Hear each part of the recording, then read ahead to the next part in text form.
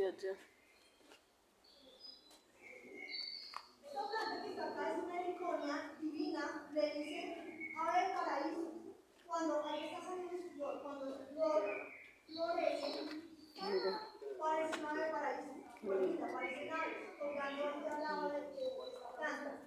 Heliconia, es una heliconia. Y le dicen ave del paraíso porque sus flores parecen aves colgadas. Es hermoso. Estas